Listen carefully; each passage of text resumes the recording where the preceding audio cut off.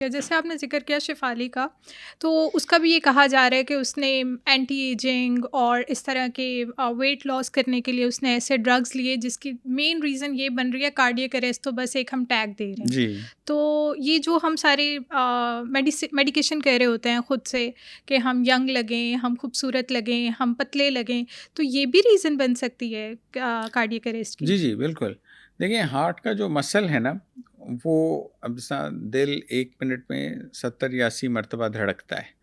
ये धड़कता कैसे है? ये दिल जिस्म का वाहिद ऑर्गन है जो कि मूव करता है।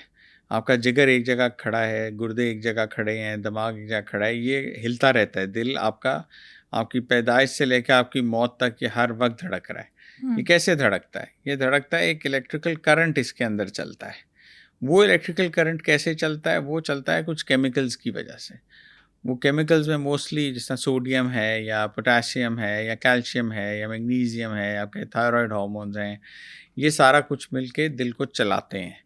अब इसमें कहीं भी इम्बैलेंस आए होगा, वो दिल को अफ़ेक्ट करेगा। पोटेशियम फॉर एग्ज़ाम्पल, पोटेशियम का लेवल नॉर्मल से हाई हो जाए, वो भी दिल को रोक सकता है, कार्डियक अरेस्ट कर सकता है। पोटेशियम का लेवल लो हो जाए, वो भी दिल को रोक सकता है। सो हुँ। अब ये जो पोटेशियम और सोडियम है, इनका बैलेंस आपकी खुराक में मेंटेन होता है मुख्तलिफ चीज़ों से। मिसाल के तौर पे सोडियम है, जो जिन लोगों का सोडियम लेवल लो होता है उन्हें कहते हैं भी नमक ज़्यादा खाया करो। जिनका पोटेशियम लेवल लो होता है उन्हें कहते हैं भी रोज़ाना 2 केले खाया करो। सो ये कैल्शियम लेवल लो होता है, वो कहते हैं भी दूध पिया करो।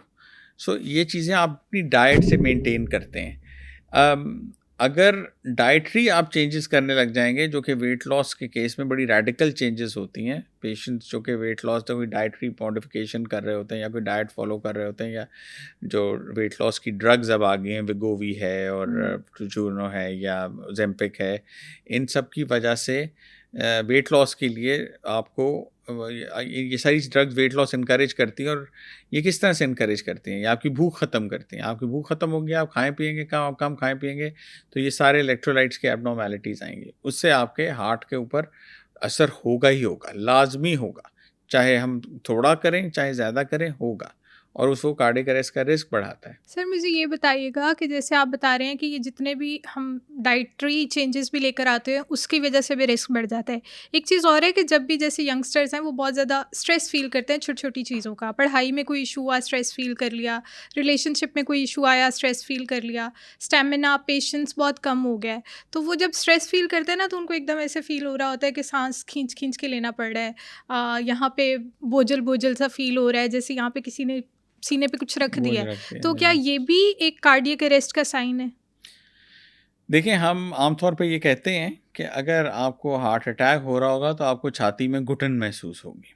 हुँ। अभी पिछले साल ही लंदन में ब्रिटिश हार्ट फाउंडेशन ने पूरे लंदन में बड़े-बड़े बिलबोर्ड लगाए। ये जैसे हमारे यहाँ बड़े-बड़े बिलबोर्ड्स हैं, ये बड़े-बड़े बिलबोर्ड लगाए जिसमें कि एक आदमी की तस्वीर थी जिसकी छाती के गिर्द ट्राउज़र की बेल्ट बाँधी हुई थी हुँ। और वो बेल्ट टाइट की हुई थी, लोगों को बताने के लिए कि अगर आपको हार्ट अटैक हो रहा होगा तो आपको ऐसे लगेगा जैसे आपकी ट्राउज़र की बेल्ट जो है वो आपकी छाती के गिर्द बाँध दी गई है और उसे टाइट कर दिया गया। आपको लगा छाती टाइट हो रही है। लोग आके ये कहते हैं हॉस्पिटल में, हमें वहाँ पे लोग कहते हैं, I doctor I feel like I have an elephant sitting on my chest. मेरी छाती पे एक आके हाथी बैठ गया, मुझे खुल के सांस नहीं आ रहा।